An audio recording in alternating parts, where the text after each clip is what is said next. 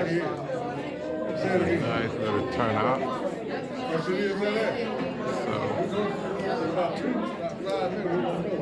nice little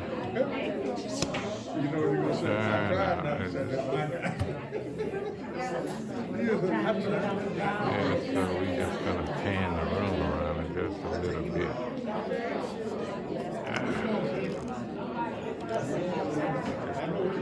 We just gonna just roll around so we can see all the people that's out. It's still coming in. My brother right there coming through the door. We just gotta see all the people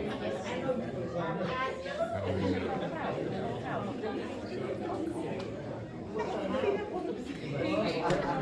Just be for hosting us tonight, and we really do appreciate it. It's a beautiful facility. The county's done a great job, and it's something the community can be proud of.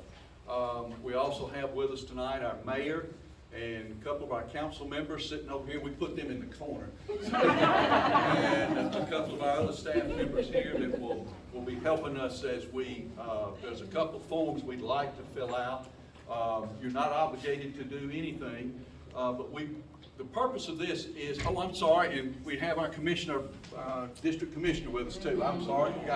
It's all right. I don't want him to hit me with a brick or something.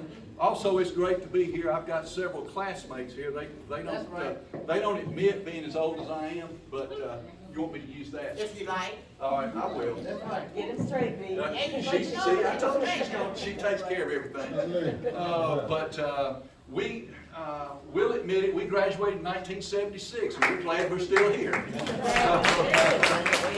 But tonight, what we would like to do is to make sure that you understand what the city is trying to do, why it's part of a bigger picture. This is just a small portion of it that really started more than 10 years ago. Because we had a lot. Yes, Ms. Nick? You want to tell everybody who you are? Oh, I'm sorry.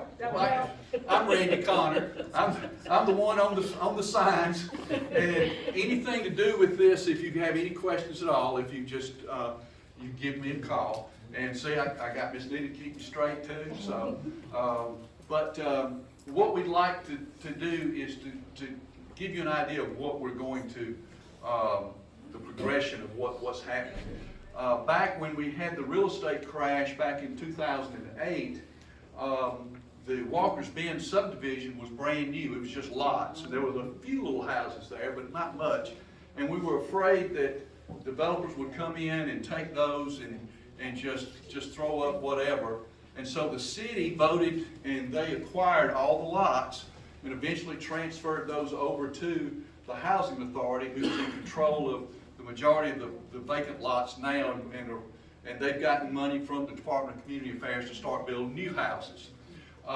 We also, with the help of Department of Community Affairs, we were able to get a couple of grants through them to build the New Leaf Center that's over there now that that we're all very proud of. And the work that the county has done here at the Washington Street Center. This is a beautiful facility, and we're trying to continue the growth. Now, this particular grant is called a Community Development Block Grant, or CDBG for short. That's what we all call it. It comes to us. It will come to us from the Department of Community Affairs, and where they receive the money. The Georgia Department of Community Affairs receives the money from HUD. So it flows from HUD to the Department of Community Affairs. Now there are certain communities in the state that automatically get money. That would be your larger cities, Atlanta, Columbus, Savannah, Macon. They automatically get money. The rest of it goes into a pool, and the rest of the communities have to apply for it, and depending on the strength of your application, they award money. This year they're estimating that there will be $41 million to be awarded, which sounds like a lot of money, and for me and you, that is a lot of money. But when you spread it out all over the state, it's not as much as you would think. The limit to our application is $1 million, and the City Council has voted to go after the full $1 million if we can qualify. So that's what we're here tonight to talk about.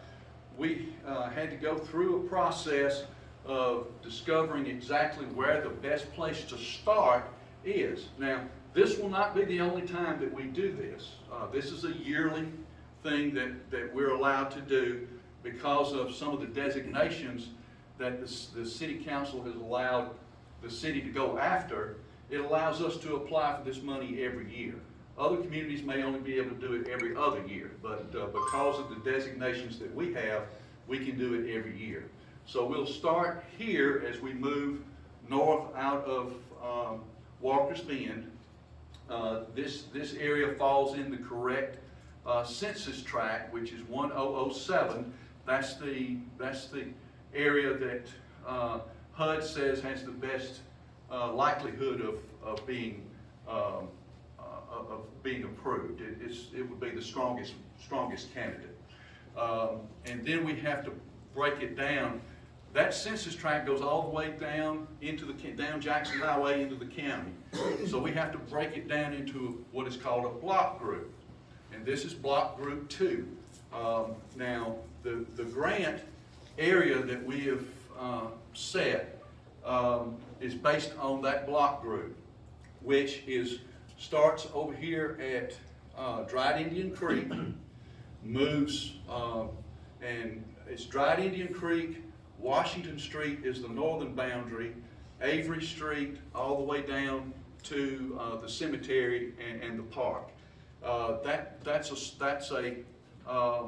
a group, that's an area that you can work with.